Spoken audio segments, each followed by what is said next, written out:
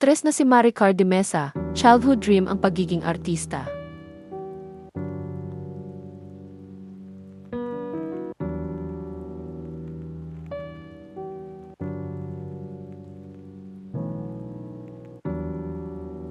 Isa sa cast members ng GMA youth-oriented drama series na Maka ang aktres na si Maricar de Mesa. Sa bagong episode ng GTV cooking talk show na Lutong Bahay, ay napa-throwback sina Maricar de Mesa at ng kanyang inang si Mommy Sena de Mesa nang balikan ng aktres ang kanyang childhood dream niya. Kwento ng ina ni Maricar, bata pa yan, pag Christmas party sa bahay, nangunguna yan. Gusto niya, siya ang nag-host. Gusto niya kakanta siya. At mayroon kaming figurin na malaking elepante, tatayo pa siya doon at doon siya kakanta.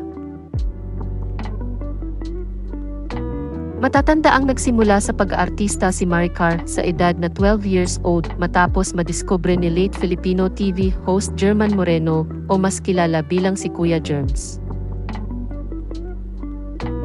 Ibinahagi ng aktres sa panayam sa kanya ni Mikey Quintos na kaibigan ng kanyang ama si Kuya Germs.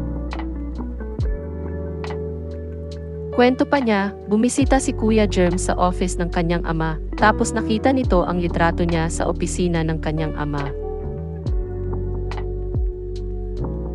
Anya, si Kuya Germs kasi, friend ng daddy ko.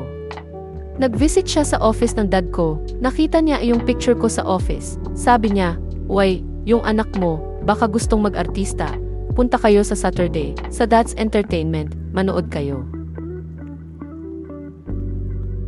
Kasunod nito ay ibinahagi ni Maricar sa naturang panayam ang kanyang childhood dream. Ayon sa aktres, artista talaga ang gusto niya paglaki niya. Biro pa niya, gusto raw niyang maging beauty queen paglaki kaso hindi na raw siya tumangkad. Ibinunyag naman ni Mommy Sena na tutol ang pamilya na sumabak sa showbiz ang kanyang anak, ngunit napakiusapan lang daw sila ni Kuya Germs na pumasok si Maricar sa showbiz.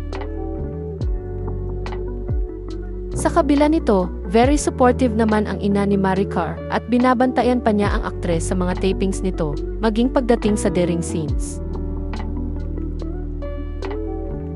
Nagsimula si Maricar de Mesa noong 90s at nagpatuloy pa rin siya sa pagiging aktibo sa showbiz industry.